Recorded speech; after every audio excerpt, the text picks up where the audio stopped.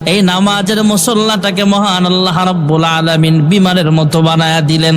এই যায় নামাজের মুসল্লার উপরে দাঁড়ায়া বিমানের মতো উড়তে উড়তে উড়তে উড়তে সিলেট শহরে আল্লাহ রাব্বুল আলামিন এই কাফেলাকে পৌঁছানোর ব্যবস্থা করে দিয়েছে। জোরে কোন সুবহানাল্লাহ। শাহজালাল ইয়ামানি রাহমাতুল্লাহ আলাইহি জঙ্গলের পাশ দিয়ে হাঁটতেছেন। হঠাৎ করে একটা হরিণী আইসা কান্নাকাটি করে বলে, কারণ অনেক আল্লাহওয়ালা বুজুর্গ এমন ছিলেন যাদেরকে আল্লাহ এমন শক্তি দান করেছেন হরিণের ভাষাও বুঝতে পারত। সুবহানাল্লাহ বল। দেখে হরিণ কান্নাকাটি করে জিজ্ঞেস করলেন, কেন তুমি কান্দো? হরিণের জবান আল্লাহ খুলে দিলেন। ডাক দেয়া কয়, হ্যাঁ শাহজালাল। ডাক দেয়া বলে, আমার একটা বাচ্চা ছিল, এই আদরের বাচ্চাটাকে বাঘ খেয়ে ফেলেছে। আমার সন্তান হারানোর কষ্টে আমি কান্নাকাটি করতেছি। হ্যাঁ শাহজালাল ইয়ামানি, ওই বাঘটা বড় নিষ্ঠুর, আমার দুধের বাচ্চাটাকে খেয়ে ফেলেছে। তাই আপনার কাছে বিচার দিলাম, আপনি বিচার করেন। শাহজালাল ইয়ামানি রাহমাতুল্লাহ আলাইহি জঙ্গলের দিকে মুখ ফিরায়া ডাক দিয়া কয়, হ্যাঁ বাঘ, যেই বাঘ এই হরিণীর বাচ্চাটা খেয়েছ, তুমি তাড়াতাড়ি আমার সামনে আসো। শাহজালাল ইয়ামানি ডাক দেয়া বলে, হ্যাঁ বাঘ, তুমি কেন এই হরিণীর উপরে আক্রমণ করলা? এই হরিণীর বাচ্চাটাকে তুমি কেন খাইলা? আগে জবাব দাও, তোমার বিচার করা হবে। হরিণটা আমার কাছে বিচার দিয়েছে। এবার বাঘের জবান খুলিয়া দিলেন আল্লাহ রাব্বুল আলামিন। বাঘ ডাক দিয়া বলে, হ্যাঁ শাহজালাল ইয়ামানি, আমি কয়েকদিন যাবৎ ক্ষুধার্ত ছিলাম, ক্ষুধার যন্ত্রণায় ছটফট করছিলাম, তাই হরিণের বাচ্চাটাকে আমি খেয়ে ফেলেছি, আপনি আমাকে মাফ করিয়া দেন। শাহজালাল ইয়ামানি রাহমাতুল্লাহ আলাইহি এবার হরিণের কান ধইরা গালের মধ্যে একটা থাপ্পড় মারলেন আস্তে করে।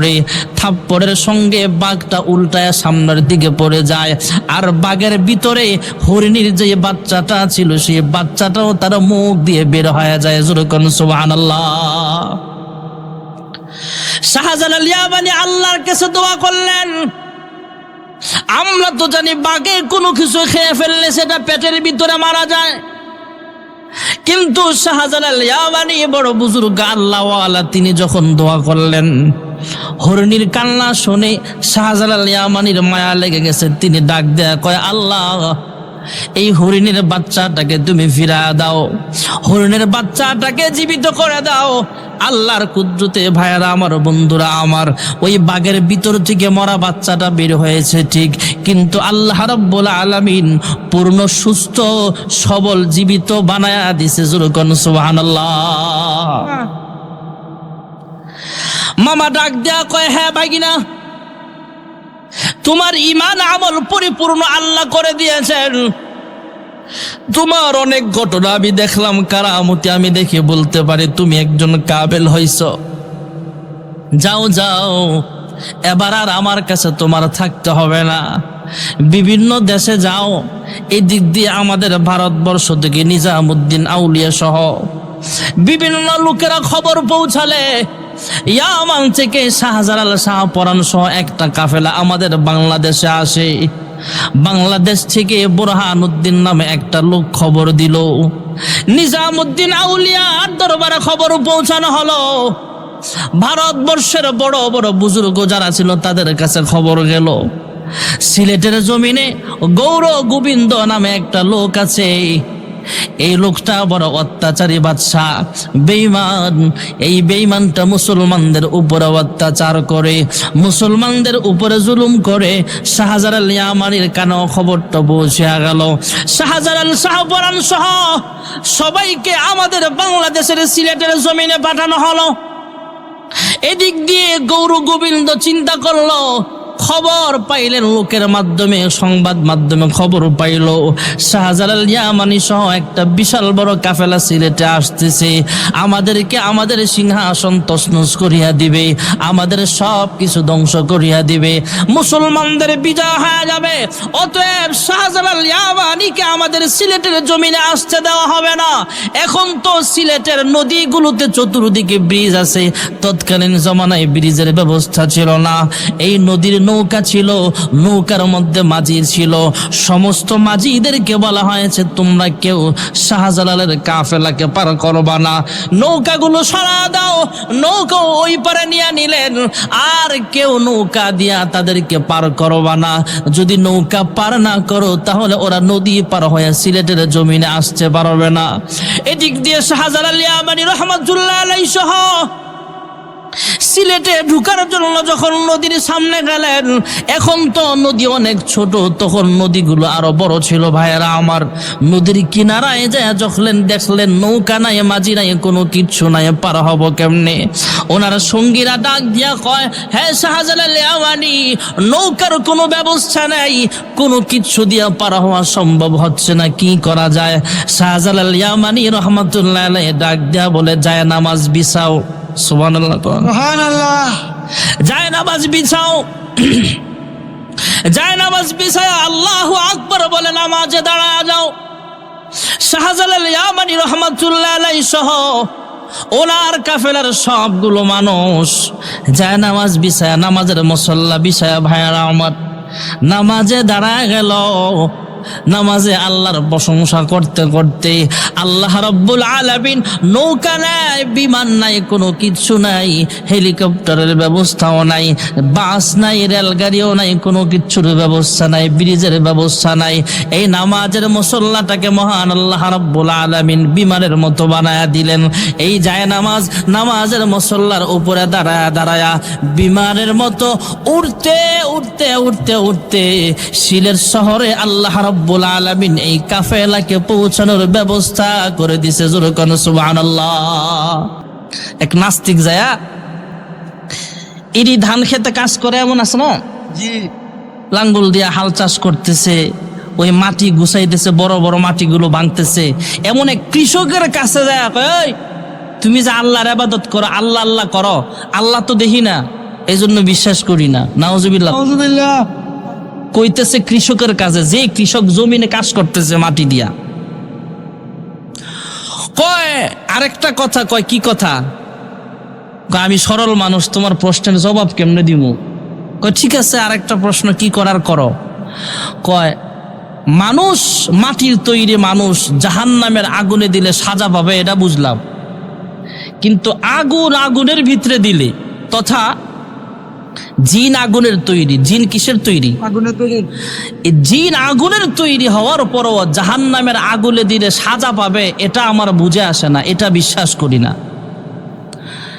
কৃষক বেচারার সামনে কিচ্ছু নাই, কিন্তু মাটির চাকা আছে। দাও কি কর, মাটির চাকা নাই?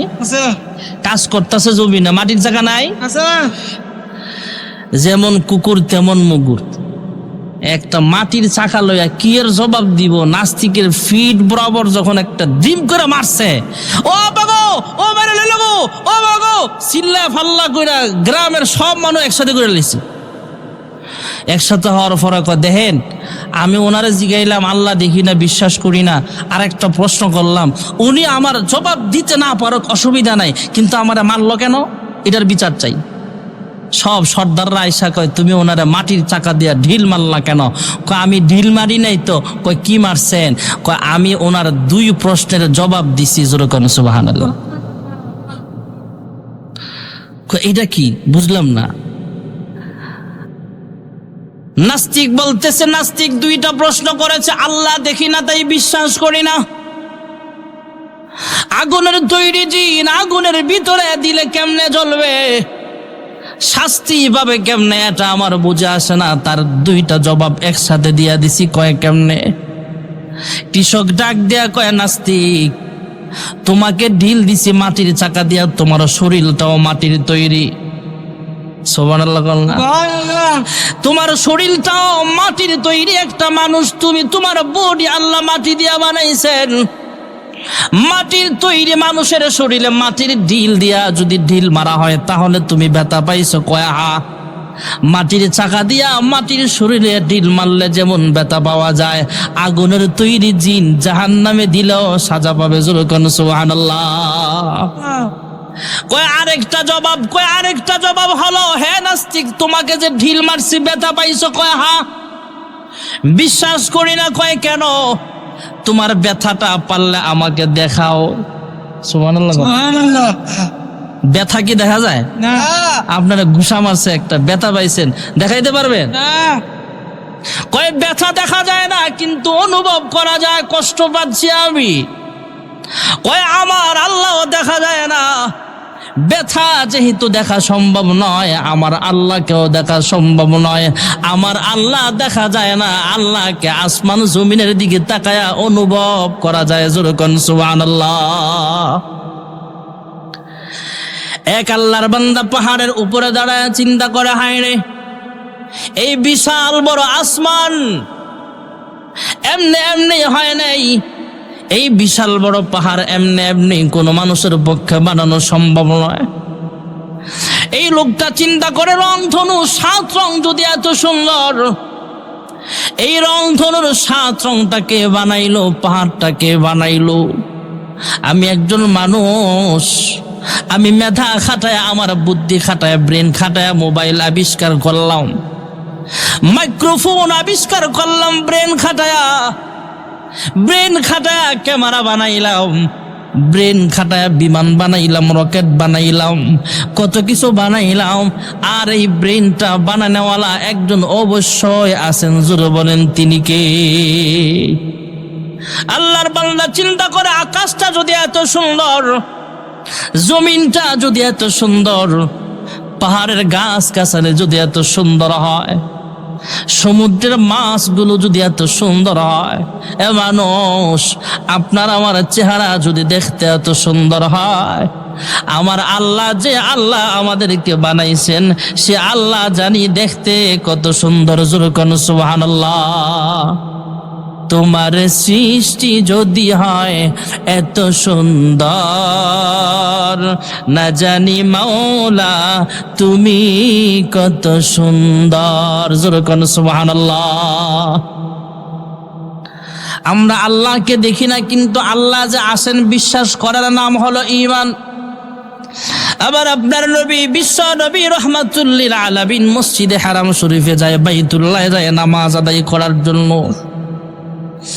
আল্লাহর হাবিবের ঘর থেকে বাইতুল্লাহ যাওয়ার সময় পথিমধ্যে মুরুল বাড়ি আবু জাহেলের পোলাপাইন তথা আবু জাহেলের গোষ্ঠীর লোকেরা, আরো যে কাফের বেঈমানেরা আছে, পোলাপাইন দলের লোকেরা আছে, দলীয় ক্যাডার আছে, সেই ইয়ং ক্যাডার বাহিনী মুহাম্মদ ইবনে আব্দুল্লাহ, মুহাম্মদুর রাসূলুল্লাহ সাল্লাল্লাহু আলাইহি ওয়াসাল্লামের পথ আটকায়া দিছে।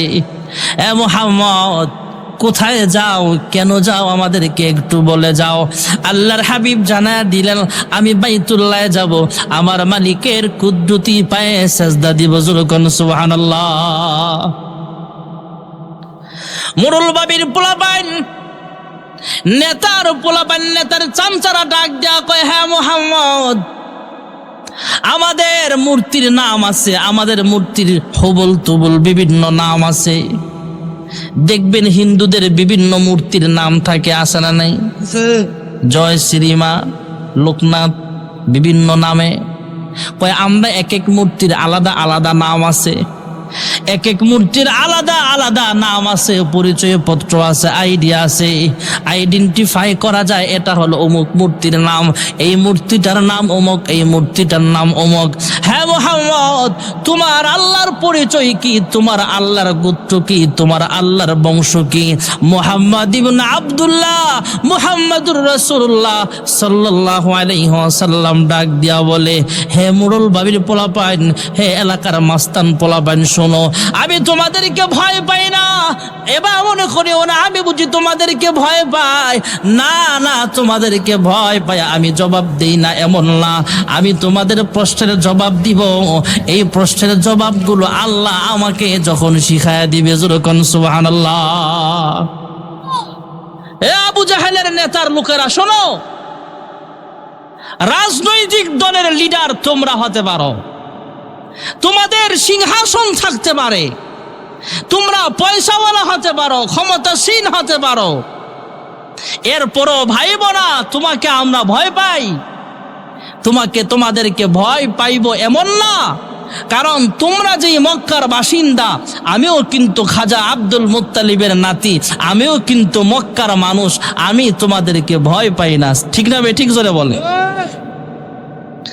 আমরা বাংলাদেশের উলামায়ে কেরাম মাঝে মাঝে বলি, ও দেশের নাস্তিকেরা শোন, তোমরা মসজিদ মাদ্রাসার বিরুদ্ধে কথা বলো, এমনকি নারায়ে তাকবীর আল্লাহু আকবারের স্লোগানের বিরুদ্ধে কথা বলো, তোমাদের চোখ রাঙ্গানিতে উলামায়ে কেরাম ভয় পায় না, কারণ তোরা যেই দেশের নাগরিক, আমরা উলামায়ে কেরামও সে দেশের নাগরিক। যেরকম ঠিক না বেঠিক? দু জাহানের সরদার রাহমাতুল লিল আলামিন ডাক দিয়া বলে, হ্যাঁ নেতার পোলাপান শোনো, তোমাদেরকে ভয় পায় এমন নয়, তবে তোমাদের প্রশ্নের জবাবটা এই মুহূর্তে দেব না। কয় কখন দিবা? কয় মহান আল্লাহ রাব্বুল আলামিন তোমাদের প্রশ্নের জবাবটা যখন শিখায়া দিবেন তখন জবাব দিব। যুরকন সুবহানাল্লাহ। মুহাম্মদ হারগিজ না গুফতা, তা না গুফতা জিবরাইল, জিবরাইল হারগিজ না গুফতা, তা না গুফতা রব্বুল জালিল। আল্লাহ রাব্বুল আলামিন যতক্ষণ পর্যন্ত জিবরাইলকে কোনো বিধান না জানাইতেন, জিবরাইল বানায় বানায় কোনো কথা বলেন না। জিবরাইল পয়গম্বরকে যতক্ষণ পর্যন্ত না জানায়, নিজের থেকে বানায় পয়গম্বর একটা কথাও বলে না। যেরকম সুবহানাল্লাহ। কাফেররা আল্লাহর পরিচয় চায়, মহান আল্লাহ রাব্বুল আলামিন আল্লাহর বায়োডাটা দিয়া, পরিচয় পত্র দিয়া, টোটাল একটা সূরা, মাত্র 4টা আয়াত। কুল হুয়াল্লাহু আহাদ, কুল হুয়াল্লাহ সূরা যাকে আমরা বলে চিনি, যেই সূরার আরেকটা নাম হলো সূরাতুল ইখলাস। এই সূরা 4 আয়াত বিশিষ্ট একটা সূরা দিয়া, আল্লাহর পরিচয় পত্র দিয়া জিবরাইল আমিনকে পয়গম্বরের কাছে পাঠায়া দিছে। যুরকন সুবহানাল্লাহ। বিসমিল্লাহির রহমানির রহিম। কুল হুয়াল্লাহু আহাদ, আল্লাহুস সামাদ, লাম ইয়ালিদ ওয়া লাম ইউলাদ ওয়া লাম ইয়াকুল লাহু কুফুয়ান আহাদ। আল্লাহর পরিচয় পত্র দিয়া আল্লাহ জিবরাইলকে পাঠায়া দিছে। যুরকন সুবহানাল্লাহ। আল্লাহ কয়জন? একজন। আল্লাহ একক। এটাই আল্লাহর পরিচয়। আসমান কে বানাইছেন? জোরে কর না। আমার চোখের পাওয়ার কে দিছে? কথা বলার শক্তি কে দিয়েছেন? এটাই আল্লাহর পরিচয়। আল্লাহকে আমরা দেখি না। আমানতু বিল্লাহি ওয়া মালাইকাতিহি ওয়া কুতুবিহি ওয়া রুসুলিহি ওয়াল ইয়াউমিল আখিরি ওয়াল কদরি খায়রিহি ওয়া শাররিহি মিনাল্লাহি তাআলা ওয়াল বাসি বাদাল মাউত। 2 নম্বরের মৌলিক ঈমানের শাখা হলো ফেরেশতাদের প্রতি ঈমান। ফেরেশতা আমরা দেখি না, ফেরেশতা নূরের তৈরি ফেরেশতা, এরা আমাদের খেদমত করে। যুরকন সুবহানাল্লাহ। এই ফেরেশতাদের অনেক শক্তি। এই ফেরেশতা সর্বশ্রেষ্ঠ ফেরেশতা হলো 4 জন। কয়জন? হযরত জিবরাইল আমিন সমস্ত আম্বিয়া আলাইহিমুস সালামদের কাছে ওহী নিয়ে আসতেন। উনি হলো শিক্ষামন্ত্রী। সুবহানাল্লাহ না? হযরত মিকাইল আলাইহিস সালাম উনি হলেন খাদ্য মন্ত্রণালয়ের দায়িত্ব। বৃষ্টি প্রদান করা হয়, ওনাকে আল্লাহ বৃষ্টির দায়িত্ব দিয়েছেন, রিজিক বন্টনের দায়িত্ব দিয়েছেন। আর মানুষের মরণকালে যখন একজন আসবে, ওনার নাম হলো মালাকুল মউত আজরাইল। আর একজন আছে ইসরাফিল আলাইহিস সালাম, উনি বাঁশি নিয়ে বসে আছেন। আল্লাহ যখন হুকুম করবেন, বাঁশিতে ফুক মারবেন, দুনিয়া কিয়ামত হয়ে যাবে। এই 4 জন ফেরেশতা হলো শ্রেষ্ঠ। ভাইয়েরা আমার, হযরত জিবরাইল আলাইহিস সালাতু ওয়াস সালাম, ওনাকে মহান আল্লাহ রাব্বুল আলামিন 600 পাখা দিয়েছেন। আল্লাহর হাবিব বলেন, ক্বালা রাসূলুল্লাহ সাল্লাল্লাহু আলাইহি ওয়াসাল্লাম লাহু 600 জানাহিন আও কামা ক্বালা আলাইহি সালাতু ওয়াসসালাম। আল্লাহর হাবিব রাহমাতুল লিল আলামিন ইনদা সিদরাতিল মুনতাহা ইনদাহা জান্নাতুল মাওয়া ওয়া লাকাদ রাআহু নাজলাতান উখরা। আল্লাহর হাবিব রাহমাতুল লিল আলামিন সিদরাতুল মুনতাহায় জিবরাইল আমিনকে আসল আকৃতিতে দেখেছেন। দুনিয়ার জমিনেও আরেকবার দেখেছিলেন, কয়েকবার জিব্রাইল আমিনকে আসল আকৃতিতে দেখেছেন। পয়গম্বর বলেন জিব্রাইলের 600 পাখা আছে, সবগুলো পাখা ছড়ায়া দিলে পুরা পৃথিবীটা একসাথে ঢেকে যাবে। যেরকম সুবহানাল্লাহ। তাহলে জিব্রাইলের যদি এমন পাখা থাকে যেই পাখা ছড়াইলে পৃথিবীটা ঢেকে যাবে, তাহলে আমগর চেয়ে ছোট?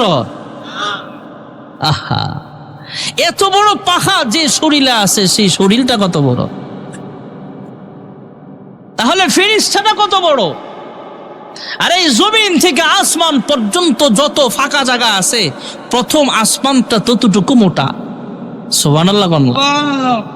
আবার আসমানের পরে আরেক গ্যাপ আছে, এমন এমন করে করে 7 আসমান। এই নিচের জমিন থেকে 7 আসমান পর্যন্ত যত লম্বায় হবে ততটুকু গভীর সমুদ্র আছে 7 আসমানের উপরে। সুবহানাল্লাহ। সেই সমুদ্রে 8 জন ফেরেশতা দাঁড়ায় আছে, আল্লাহর আরশ বহন করে ফেরেশতারা দাঁড়িয়ে আছে। এত গভীর সমুদ্রে দাঁড়ায় থাকলেও এত লম্বা এত বড় ফেরেশতা আল্লাহ বানাইছেন, এই সাগরের পানি ফেরেশতার হাঁটু পর্যন্ত পৌঁছায় না। এত বড় ফেরেশতা যে আল্লাহ বানাইছে, সে আল্লাহ কত বড়। সুবহানাল্লাহ। জোরে আল্লাহু আকবার বলেন, আর জোরে আল্লাহু আকবার। আরে মুসলমানের পুঁজি তো এটা, মুসলমানের কামাল নাই, বিমান নাই। মুসলমান যখন আল্লাহু আকবারের ধ্বনি দেয় তখন দুশমনের কলিজা কাঁপে, ঠিক না বেঠিক? জোরে বলেন। এদেশে আল্লাহু আকবারের সুরে সূর্য উঠে, এদেশে আল্লাহু আকবারের সুরে সূর্য ডুবে, এদেশের মাল্লা মাঝি কৃষক শ্রমিক সবার ঠোঁটে শোনো রে লা ইলাহা ইল্লাল্লাহর জিকির উঠে, ঠিক না বেঠিক? ইমানের তপ্ত আগুন জ্বলছে সবার বুকে বুকে, সে আগুন দেশ হতে দেশ দেশান্তর জ্বলতে হবে। এদেশে আল্লাহু আকবারের সুরে সূর্য উঠে, এদেশে আল্লাহু আকবারের সুরে সূর্য ডুবে। জোরে আল্লাহু আকবার। আল্লাহ রাব্বুল আলামিন ফেরেশতা বানাইলেন জিব্রাইল, ফেরেশতা বানাইলেন মিকাইল, ফেরেশতা বানাইলেন আজরাইল, ফেরেশতা বানাইলেন ইসরাফিল। ইসরাফিলের মুখের মধ্যে একটা সিংহা রাখা আছে, বাঁশি রাখা আছে। 7 আসমান 7 জমিন পোটলা বানায়া বাঁশির ছিদ্র দিয়া ঢুকাইতে পারবেন, এক পাশ থেকে আরেক পাশে যাবে, কিন্তু বাঁশির সাইডে লাগবে না। সুবহানাল্লাহ। তাইলে এই বাঁশিটা কি পুরা শরীরে আছে নাকি ঠোঁটে আছে? যদি হাতে রাখা আছে, ঠোঁটে লাগানো থাকে, ফেরেশতার ঠোঁটটা জানি কত বড়। এই ঠোঁটটা যদি এত বড় হয়, ফেরেশতার মুখটা কত বড়। মুখটা যদি এত বড় হয়, দেহটা কত বড়। এই দেহ যদি এত বড় হয়, ফেরেশতা যদি এত বড় হয়, তাহলে আমার আল্লাহ জানি কত বড়। আল্লাহু আকবার। তাহলে আমাদের এই কথাই শেষ পর্যন্ত মানতে হবে, আল্লাহ কত বড়, আমার চেয়ে বড়। আল্লাহ কত বড়, ফেরেশতার চেয়ে বড়। আরে আল্লাহ কত বড়, আসমানের চেয়ে বড়। আমার আল্লাহ কত বড়, জান্নাত জাহান্নামের চেয়ে বড়। আরে আমার আল্লাহ আরো কত বড়, আমি আর কিচ্ছু জানি না। আসমান জমিন আরশ কুরসি লৌহ কলম সব কিছু পুটলা বানায়া আল্লাহ যেই চেয়ারে বসবেন, সেই চেয়ারে রাখলে এটা টেনিস বলের মতো দেখা যাবে। তাইলে বলতে হবে আমার আল্লাহ সবচেয়ে বড়, যেটা 5 ওয়াক্ত নামাজে 5 ওয়াক্ত আজানে আমরা বলি আল্লাহু আকবার। কি বলি? আরো জোরে জোরে বলেন। আল্লাহ রাব্বুল আলামিন ফেরেশতা বানাইলেন। আমানতু বিল্লাহ, 1 নম্বরে আল্লাহর প্রতি ঈমান আনা, এরপর হলো ফেরেশতাদের প্রতি ঈমান। ও কুতুবিহি, কিতাব সমূহের প্রতি ঈমান। মহান আল্লাহ রাব্বুল আলামিন আমাদেরকে কিতাব দিয়েছেন, আসমানি কিতাব। লক্ষাধিক নবী রাসূল পয়গম্বর মহান আল্লাহ রাব্বুল আলামিন আমাদের হেদায়েতের পথ দেখাইবার জন্য পাঠিয়েছেন। নবীগণ আলাইহিমুস সালাম, আম্বিয়া আলাইহিমুস সালাম নিজেদের মন গড়া আমাদেরকে কালিমার দাওয়াত দেয় নাই।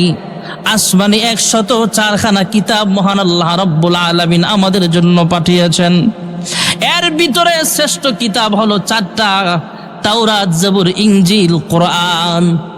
আমরা হলাম কোরআন ওয়ালা। জোরে কোন সুবহানাল্লাহ। আমাদের দেশের হাফেজ কোরআন সালেহ আহমদ তাকরিম 111টা রাষ্ট্রের ভিতরে আমাদের বাংলাদেশের লাল সবুজের পতাকাকে উজ্জ্বল করেছে। আমাদের বাংলাদেশের শিক্ষামন্ত্রী সহ আমাদের প্রধানমন্ত্রীর পক্ষ থেকেও দূত যাওয়া দরকার ছিল এয়ারপোর্টে। সবাই মিলে যায়া, বড় বড় মন্ত্রীরা যায়া কোরআনের সম্মানে এয়ারপোর্টে তাকে রিসিভ করার দরকার ছিল, তাহলে আমাদের মনটা ভালো লাগতো। রাগ করলেন আপনারা? সালেহ আহমদ তাকরিম একা বিশ্ব জয় করেছে, আর আমাদের দেশের নাজমুস সাকিব সহ টাইগার নামের বিলাই 100 রানও প্যাকেট হয়ে যায়, মাঝে মাঝে আরো কম রানও প্যাকেট হয়। 11 জন মিলাও তো আনতারে না, 11 জন মিলাও বিশ্বের মানচিত্রে আমাদের নাম উজ্জ্বল করতে পারে না। আর একজন হাফেজে কোরআন 11 জন না, একজন পুরা বিশ্ব চ্যাম্পিয়ন হয়ে দেখা দিছে কোরআনের সম্মান সবচেয়ে বেশি। ঠিক না বেঠিক? আসমানে কিতাব কোরআন শরীফ, এটা আমাদের কিতাব। এছাড়াও আসমানি আরো 103টা কিতাব আমরা মানব না, ওটার আমল আমরা জানি না, ওটা কেমন কিতাব ছিল তাও আমরা বলতে পারবো না। তবে অন্যান্য আসমানি কিতাবগুলো আল্লাহর কিতাব, এটা বিশ্বাস করার নাম ঈমান। সুবহানাল্লাহ। শুধু কোরআন কিতাব না, 104টা কিতাব। কয়টা কিতাব? 104টা আসমানি কিতাব। সবগুলো কিতাব আল্লাহ পাঠিয়েছেন, এটা বিশ্বাস করতে হবে, 100% ইয়াকিন করতে হবে, বিশ্বাস করতে হবে। কোরআন সহ আসমানি যত গ্রন্থ আছে সবগুলো আল্লাহর কিতাব। সুবহানাল্লাহ বলে। আমানতু বিল্লাহি ওয়া মালাইকাতিহি ওয়া কুতুবিহি ওয়া রাসূলিহি। আমাদের পয়গম্বর হলেন আমার আপনার নবী, বিশ্ব নবী মুহাম্মদুর রাসূলুল্লাহ সাল্লাল্লাহু আলাইহি ওয়াসাল্লাম। উনি হলেন আখিরি পয়গম্বর, বিশ্ব নবী রহমাতুল লিল আলামিন। এই জন্য আমাদের কালিমা হলো লা ইলাহা ইল্লাল্লাহ মুহাম্মাদুর রাসূলুল্লাহ। এক আল্লাহ ছাড়া কোনো মাবুদ নাই, হযরত মুহাম্মদ সাল্লাল্লাহু আলাইহি ওয়াসাল্লাম আল্লাহর রাসূল। সুবহানাল্লাহ। আমরা পড়ে নিয়েছি আশহাদু আল্লাহ ইলাহা ইল্লাল্লাহ ওয়া আশহাদু আন্না মুহাম্মাদান আবদুহু ওয়া রাসূলুহু। আমি সাক্ষ্য দিচ্ছি আল্লাহ ছাড়া কোনো মাবুদ নাই। আমি আরো সাক্ষ্য দিতেছি হযরত মুহাম্মদ সাল্লাল্লাহু আলাইহি ওয়াসাল্লাম আল্লাহর প্রিয় একজন বান্দা এবং প্রিয় রাসূল। জোরে কোন সুবহানাল্লাহ। আদম নবীর উম্মতরাও বলতো লা ইলাহা ইল্লাল্লাহ আদম সফিউল্লাহ। আমরা যেমন শেষ নবীর উম্মত হিসাবে শেষ নবীকে মানি, আদম নবীর উম্মতেরাও মানতো আল্লাহ তুমি ছাড়া কোনো মাবুদ নাই, আর আদম সফিউল্লাহ হলেন আমাদের পয়গম্বর। সুবহানাল্লাহ। হযরত নূহ পয়গম্বরের উম্মতেরাও নূহ নবীকে নবী হিসাবে মানতেন।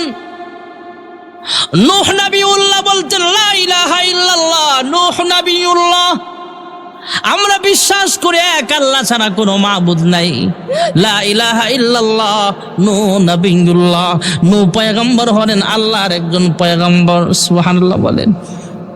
মুসা নবীর উম্মতেরাও বলতেন লা ইলাহা ইল্লাল্লাহ মুসা কালিমুল্লাহ। এক আল্লাহ ছাড়া কোনো মাবুদ নাই। হযরতে মুসা আলাইহিস সালাম হলেন আমাদের পয়গম্বর, তিনি হলেন কালিমুল্লাহ। হযরতে ঈসা পয়গম্বরের উম্মতেরাও বলতেন লা ইলাহা ইল্লাল্লাহ ঈসা রূহুল্লাহ। এক আল্লাহ ছাড়া কোনো মাবুদ নাই, ঈসা রূহুল্লাহ হলেন আল্লাহর পয়গম্বর, তাকে নবী হিসেবে মানি, এটার নাম হলো ঈমান। আর আমরা বলি লা ইলাহা ইল্লাল্লাহ মুহাম্মাদুর রাসূলুল্লাহ। আল্লাহ ছাড়া কোনো মাবুদ নাই, আর আল্লাহর রাসূল হলেন মুহাম্মদ সাল্লাল্লাহু আলাইহি ওয়াসাল্লাম। জোরে কোন সুবহানাল্লাহ।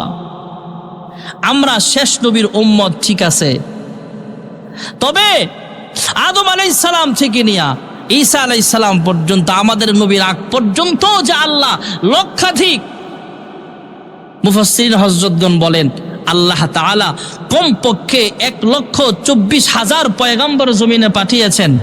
এর চেয়ে অনেক অনেক বেশি হওয়ার সম্ভাবনা আছে। সুবহানাল্লাহ বলেন। আমরা শেষ নবীর উম্মত, আমাদের নবীর নাম মুহাম্মদ সাল্লাল্লাহু কিন্তু আদম আলাইহিস সালাম সহ আসমানি কিতাব পাইছে, অনেকে নবী হিসাবে আল্লাহ পাঠিয়েছেন, কিতাবগুলোও সত্য, সমস্ত নবীরাও আল্লাহর পয়গম্বর ছিলেন, এই বিশ্বাস করার নাম ঈমানের আরেকটা মৌলিক বিষয়। সুবহানাল্লাহ বলে। আমানতু বিল্লাহি ওয়া মালাইকাতিহি ওয়া কুতুবিহি, কিতাব সমূহের প্রতি ঈমান, ও রুসুলিহি, রসুলগণের প্রতি ঈমান।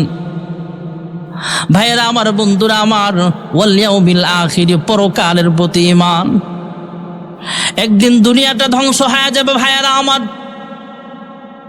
মহান আল্লাহ রাব্বুল আলামিন ঘটনা একদিন ঘটায় দিবেন। ইজা ওয়াকাতিল ওয়াকিয়া লাইসা লিওয়াকাতিহা কাযিবা।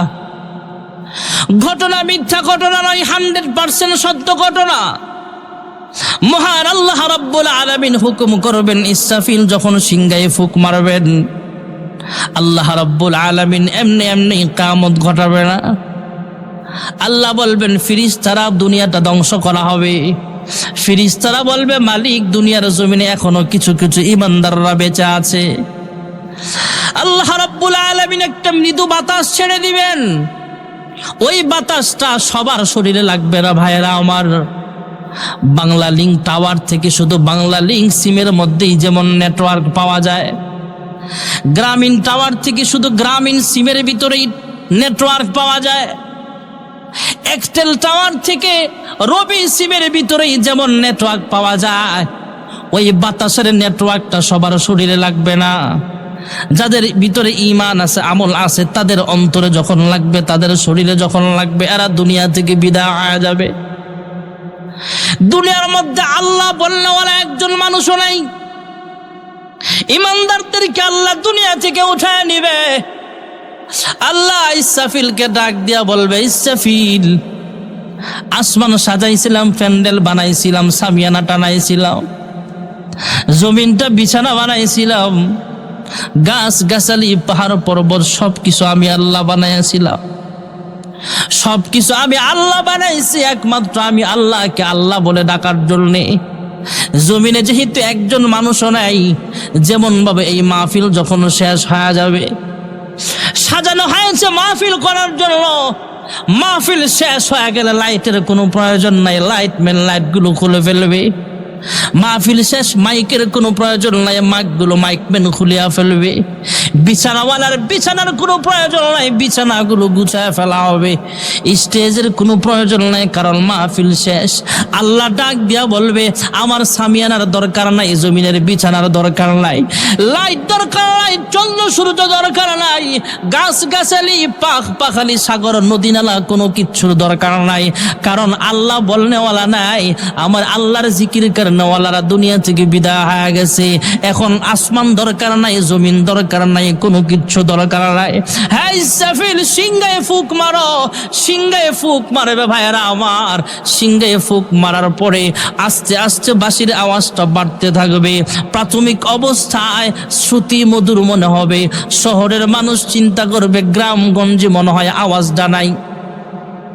শহরের মানুষ বিল্ডিং থেকে নামবে, দৌড়ে নাইমা গ্রামের দিকে রওনা হয়ে যাবে। গ্রামের মানুষগুলো শহরের দিকে রওনা হয়ে যাবে ভাইয়েরা আমার। ওয়ালাকিন্না আযাবাল্লাহি শাদীদ।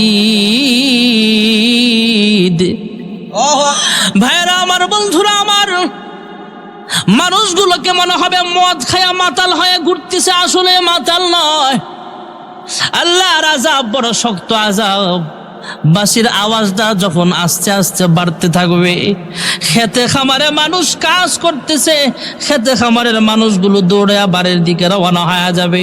এরা চিন্তা করবে বাড়িতে মনে হয় এই আওয়াজটা নাই, বাড়ির মানুষ চিন্তা করবে খেতে খামারে মনে হয় আওয়াজটা নাই। গ্রামের মহিলারা ঘর ছাইরা, রান্নাঘর ছাইরা, পাকের ঘর ছাইরা, নিজের রুম ছাইরা শহরের দিকে রওনা হবে। গ্রামের মানুষগুলো এবার চকের দিকে রওনা হবে, ভাবে বিলের দিকে রওনা হয়ে যাবে। উল্টা পাল্টা দৌড়া দৌড়ে আরম্ভ হয়ে যাবে। ভাইয়েরা আমার, বাঁশির আওয়াজটা যখন আস্তে আস্তে বাড়বে, বিকট আওয়াজ ধারণ করবে, মানুষ নাক দিয়া রক্ত বের হবে, মাথা থেকে কান দিয়া রক্ত বের হবে, মানুষ আস্তে আস্তে কলিজা ফেটে দুনিয়া থেকে বিদায় হয়ে যাবে, মানুষ শেষ হয়ে যাবে। বাঁশির আওয়াজটা আস্তে আস্তে বাড়বে। বাতাসের মধ্যে যেমন ভাইয়েরা আবার বন্ধুরা আমার, বাতাসের সময় যেমন ধুলা বালি উঠতে থাকে, জমিনের গাছ গাছালি ঘর বাড়িগুলা বিল্ডিং গুলো সেইভাবে উঠতে থাকবে। ভাইয়েরা আমার, পাহাড়গুলো তুলার মতো উঠতে থাকবে। আসমানটাও আল্লাহ ধ্বংস করে দিবেন, জমিনটাও ধ্বংস করে দিবেন। আল্লাহ তাআলা এক পর্যায়ে ডাক দেয়া বলবে, আজরাইল, জমিনের মধ্যে আর কে বেঁচে আছে? আল্লাহ ডাক দেয়া বলবে, জমিনওয়ালারা দুনিয়াতে নাই, শুধু আসমানের ফিরিস্তারা বেঁচে আছে। আল্লাহ ডাক দেয়া বলবে, আজরাইল, আমি আল্লাহর আরশের নিচে আরো যারা আছে সবাইকে ধ্বংস করে দেওয়া হোক। আসমানের সব ফেরেশতাদের মরণ হয়ে যাবে। এক পর্যায়ে মহান আল্লাহ রাব্বুল আলামিন কুদরতি আওয়াজ দিয়া জানতে চাইবে, আজরাইল, এই মুহূর্তে আর কে বেঁচে আছো? আজরাইল ডাক দিয়া বলবে, আল্লাহ, আপনি হলেন হাইয়ুল কাইয়ুম, আপনি হলেন হাইয়ুল কাইয়ুম, আর আরশের নিচে একমাত্র আমি আজরাইল এখনো জিন্দা আছি। আল্লাহ ডাক দেয়া বলবে, হ্যাঁ আজরাইল, আমি আল্লাহই থাকবো, মাত্র আর কেউ থাকবে না। সব আমি আল্লাহ ধ্বংস করে দিব, তোমারও ধ্বংস হবে, তোমারও মরণ হোক।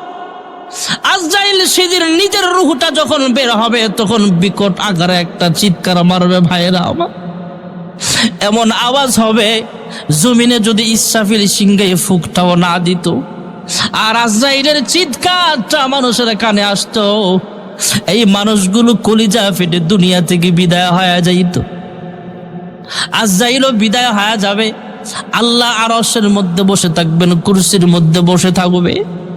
হাজার হাজার বছর পর্যন্ত আল্লাহ একাই থাকবে। আল্লাহ কুদরতি হুঙ্কার মারবেন। আল্লাহ রাব্বুল আলামিন সেদিন হুঙ্কার মারবে, কে আছো দুনিয়ার রাজা বাদশা? তোমরা জবাব দাও, আজকের দিনের মালিককে। জবাব দেওয়ার মতো কেউ থাকবে না। আল্লাহ নিজেই জবাব দিবেন, লিল্লাহিল ওয়াহিদিল কাহ্হার। হাজার হাজার বছর পার হয়ে যাবে, আল্লাহ একাই আছে, আর কেউ বেঁচে নাই, সবার মরণ হয়ে গেছে। আল্লাহ রাব্বুল আলামিন হাজার হাজার বছর পার হওয়ার পরে আবার ইসরাফিলকে জিন্দা করবে। ইসরাফিলকে পুনরায় জিন্দা করার পর বলবে, তুমি আবার বাঁশি বাজাও। পুনরায় যখন বাঁশি বাজানো হবে, তখন হাসরের মাঠ কায়েম হবে। হাসরের মাঠ কায়েম হয়, আদালত কায়েম হয়ে যাবে। আল্লাহ একটা কুরসিতে বসে যাবেন। মহান আল্লাহর হুকুমে ইসরাফিল সিংহায় যখন ফুঁক দিবে, পিপিলিকার গর্ত থেকে যেমন সারিবদ্ধভাবে পিঁপড়া উপরের দিকে উঠে আর নামে, মানুষগুলো বস্ত্রহীন অবস্থায়, কাপড় ছাড়া, কাপড় থাকবে না পরনে, শুধু সম্মানার্থে আল্লাহর হাবিবের পরনে আল্লাহ কুদরতি পোশাক পরায়া দিবে, জান্নাতি পোশাক। সুবহানাল্লাহ। আমাদের শরীরে পোশাক থাকবে না।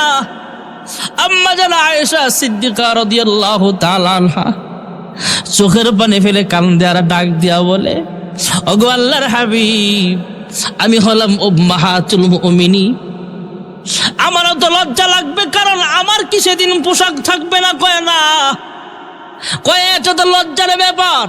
দু জাহানের সরদার ডাক দেয়া বলে, হাসরের মাঠটা এমন ভয়ঙ্কর হয়ে যাবে, মাথার কাছাকাছি সূর্যটা চলে আসবে, মানুষের মাথার মগজগুলো ফুটন্ত পানির নেই টকবক টকবক করবে, জমিনটা তামা পোড়া হয়ে যাবে, রৌদ্রের তাপে যেমন গরম হয়ে থাকে, আগুনের তাপে সেইভাবে গরম হয়ে থাকবে। এই তাপের মধ্যে মানুষ দাঁড়ায় থাকতেই কষ্ট হবে। এই মানুষ অন্য জনের পরনে কাপড় আছে কিনা এমন ভয়াবহ অবস্থা হবে। অন্য জনের শরীরে কাপড় আছে কিনা সেই খবর তো দূরের কথা, নিজের শরীরে কাপড় আছে কিনা সেই খবরটাও থাকবে না। আল্লাহর হাবিব রাহমাতুল লিল আলামিন বলে দিন, আয়েশা, তোমার পরনে পোশাক আছে কিনা সেটা দেখবে তো দূরের কথা, প্রত্যেকটা মানুষ এমন ভাবে উপরের দিকে তাকায় হাসরের মাঠে উঠবে, নিজের পরনে পোশাক আছে কিনা সেই খবরটাও মানুষের থাকবে না। আল্লাহ রাব্বুল আলামিন পুনরায় মানুষগুলোকে জিন্দা করবেন। ওয়াল কদরি খাইরিহি ওয়া শাররিহি মিনাল্লাহি তাআলা। তাকদীরের প্রতি ঈমান আনা যেমন আমাদের উপর ফরজ, তদ্রুপভাবে এর পরেই বলা হয়েছে ওয়াল বাসি বাদাল মাউত। আমরা দুনিয়া থেকে মরণ হয়ে যায়, আমাদের আবার আল্লাহ তাআলা জিন্দা করবে। সুবহানাল্লাহ। কবরের জগতে আল্লাহ জিন্দা করবে, হাসরের মাঠে আল্লাহ জিন্দা করে আমাদেরকে উঠায় দিবে। এটার বিশ্বাস করার নাম হলো ঈমান। ভাইয়েরা আমার, বন্ধুরা আমার, আল্লাহ বিচারের আদালত কায়েম করবেন। হাজার হাজার লক্ষ লক্ষ কোটি মানুষ উলঙ্গ অবস্থায় দাঁড়ায় যাবে। এমনি তো রোদ্রের তাপ, আবার জমিনে দাঁড়ায় থাকা যায় না।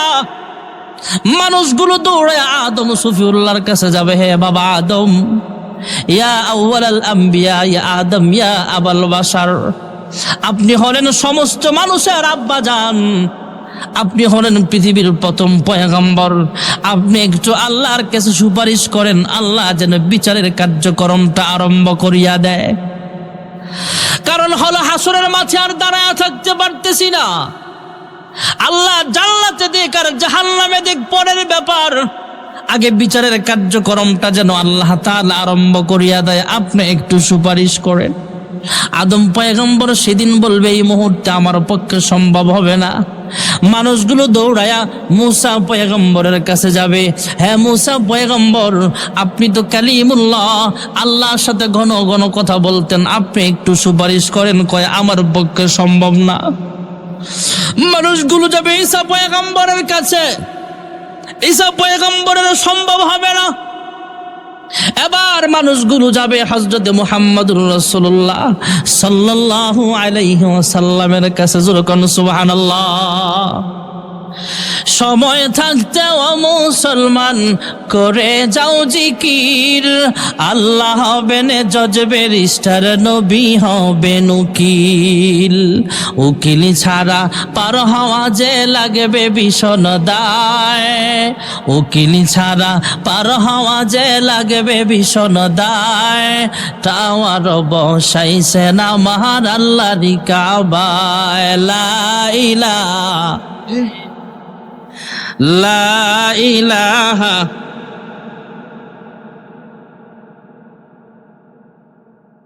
মুহাব্বতে জোরে জোরে লা ইলাহা।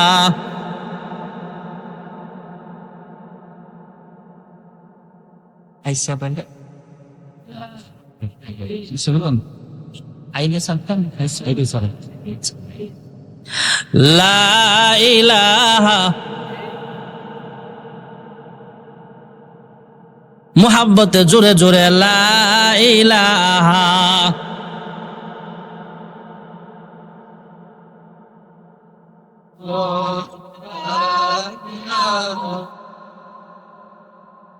লা ইলাহা ইল্লাল্লাহ।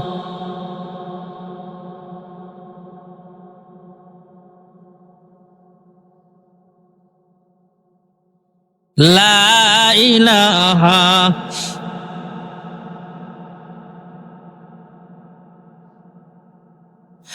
লা ইলাহা ইল্লাল্লাহ মুহাম্মাদুর রাসূলুল্লাহ সাল্লাল্লাহু আলাইহি ওয়াসাল্লাম। হাসরের মাঠ একদিন কায়েম হবে, বিচার দিবস একদিন কায়েম হবে, আদালত কায়েম হবে। এটা বিশ্বাস করার নাম ঈমান। আমরা দুনিয়া থেকে বিদায় হয়ে যাব, মরণ যে হবে এটা সবাই বিশ্বাস করে। মরণ যে হবে সবাই বিশ্বাস করে। যারা মূর্তি পূজক এরাও জানে মরণ হবে, তবে এরা পরকালকে বিশ্বাস করে না। মরণ বিশ্বাস করার নাম ঈমান না। পরকাল যা আছে, এই দুনিয়ার হায়াতের হিসাব যে একদিন হবে, এটা বিশ্বাস করার নাম ঈমান। পুনরায় আল্লাহ আমাদেরকে জিন্দা করবেন, এটা বিশ্বাস করার নাম ঈমান। বলবেন হুজুর আপনি কেমনে বুঝলেন এরা যে পরকাল বিশ্বাস করে না? এর একটা প্রমাণ হলো আমাদের দেশের কিছু ভাইয়েরা যারা আল্লাহ বিশ্বাস করে না, এরা একজন আরেকজন মারা গেলে, লোক মারা গেলে এদেরকে আগুনে জ্বালায়া দেয়। আছে না? নেই? এদের বিশ্বাস হলো যে আগুনে জ্বালায়া দিলাম, শেষ। আর আমরা বলি না, বহু হিন্দু পণ্ডিতের কাছে খবর নিছি, সব জ্বলে, মাগার নাভিটা জ্বলে না। আপনাদের কাছেই তো আশ্রম, এখানে জিজ্ঞেস করেন, ওখানেও মানুষ জ্বালায়, ওরা ওদের ধর্মের লোকগুলারে সব জ্বালায়, নাভিটা জ্বলে না। আল্লাহ সব একসাথে করে মানুষ জিন্দা করবে, সুবহানাল্লাহ। হযরত ইব্রাহিম আলাইহিস সালাম আল্লাহর কাছে ডাক দেখ, আল্লাহ, কোরআনের আয়াতে স্পষ্ট আছে, আল্লাহ তুমি যে আবার পুনরায় মানুষকে জিন্দা করবা, একটু প্র্যাকটিক্যাল যদি বুঝাইয়া দিতে ভালো লাগতো। সুবহানাল্লাহ বলেন। মহান আল্লাহ রাব্বুল আলামিন ডাক দিয়া বলে, হ্যাঁ ইব্রাহিম খলিল, কয়েক রকমের পাখি সাথে নাও। মনে করেন একটা মোরগ নিলেন, একটা কাক নিলেন, আর একটা পাখি নিলেন, চড়ুই পাখি নিলেন। এমন অনেকগুলো পাখি জবে কইরা চামড়াগুলো ছিলায় ফেললো আল্লাহর হুকুমে। চামড়াগুলো ছিলায়া গোশতগুলো কুচি কুচি করে কাটছে, যাতে বোঝা না যায় কোনটা কোন পাখির গোশত। সবগুলোর আল্লাহর হুকুমে মিক্স করা হলো। মিক্স করে মহান আল্লাহ রাব্বুল আলামিনের হুকুমে ইব্রাহিম খলিল আলাইহিস সালাতু ওয়াস সালাম বিভিন্ন পাহাড়ের মধ্যে ছড়ায়া ছিটায়া দিলেন। আল্লাহ এবার হুকুম করলেন, হ্যাঁ ইব্রাহিম, তুমি এখানে বিভিন্ন পাহাড়ের মধ্যে গোশতগুলো ছিটায়া রাখছ, একসাথে অনেকগুলো পাখির গোশত আছে, এবার তুমি ডাক দাও। এবার তিনি ডাক দিলেন, হে মুরুগ, আল্লাহর হুকুমে এদিকে আসো। বিভিন্ন পাহাড় থেকে মুরগের গোশতগুলো একত্রিত হয়া পুরা জীবিত মুরগ হয়া ইব্রাহিম খলিলের সামনে হাজির হয়ে গেছে। যেরকম সুবহানাল্লাহ। ডাক দিলেন, হ্যাঁ কাক, তুমি সামনে আসো। আবার কাকের গোশতগুলো একত্রিত হয়ে পুনর্জীবিত হয়ে সামনে আসলেন। আল্লাহ সরাসরি দেখা দিলেন, হ্যাঁ এমনি আমি আল্লাহ জিন্দা করব। এই মানুষগুলো মাটি খেয়ে ফেলবে, এই মানুষগুলো আগুনে পোড়ায় ফেলবে, এই মানুষটাকে মাছ খেয়ে ফেলবে, কিন্তু তাকে আমি আল্লাহ রাব্বুল আলামিন আবার জিন্দা করার ক্ষমতা আমি আল্লাহর আছে। সুবহানাল্লাহ। আমরা তো কিছুই ছিলাম না, কিছু ছিলাম না, না থেকে যদি আল্লাহ হা বানাতে পারে, তাহলে এই মানুষটা মারা গেলে এই মানুষটাকে আবার জিন্দা করার ক্ষমতা আল্লাহর আছে না নাই? এটা ঈমানের একটা বিশেষ অংশ। তাহলে আমরা বিশ্বাস করি আল্লাহ আছে না নাই? ফিরিস্তা আছে না নাই? আসমানি সবগুলো কিতাব সত্য, এটাও আমরা বিশ্বাস করি। আদম আলাইহিস সালাম থেকে আমাদের পয়গম্বর আলাইহিমুস সালাম সমস্ত নবীগণ সত্য পয়গম্বর, এটাও বিশ্বাস করতে হবে। পরকালকে বিশ্বাস করার নাম ঈমান। পুনরায় আল্লাহ জিন্দা করবে, তাকদীরের প্রতি ঈমান, এগুলা হলো ঈমানের বিশেষ অংশ। ভাইয়েরা আমার, এছাড়াও ঈমানের অনেকগুলো শাখা আছে। আল্লাহ রাব্বুল আলামিন আমার তেলাওয়াতকৃত আয়াতে বলেন, ইন্নাল্লাযীনা আমানু ওয়া আমিলুস সালিহাতি কানাত লাহুম জান্নাতুল ফিরদাউসি নুজুলা। আল্লাহ রাব্বুল আলামিন জান্নাতে যাওয়ার জন্য দুইটা শর্ত লাগাইলেন, একটা হলো ঈমান, আরেকটা হলো নেক আমল। একটা হলো ঈমান, কি মান? সবাই জোরে বলেন। আরেকটা হলো নেক আমল, কি আমল? নামাজ পড়া, রোজা রাখা, কোরআন তেলাওয়াত করা, হজ্জের তৌফিক হলে হজ করা, যাকাত তৌফিক হলে যাকাত দেওয়া। এছাড়া বহু আমল আছে। আপনি রাস্তায় হাঁটতেছেন, সালাম দিলেন, এক ভাই আরেক ভাইকে সালাম দিলেন, এটাও একটা আমল। এমন নেক আমল অনেকগুলো আছে। আল্লাহ জান্নাতে যাওয়ার জন্য দুইটা শর্ত দিলেন, একটা হলো ঈমান, আরেকটা নেক আমল। আল্লাহ রাব্বুল আলামিন ঈমান আনা ছাড়া কাউকে জান্নাতে দেবে না।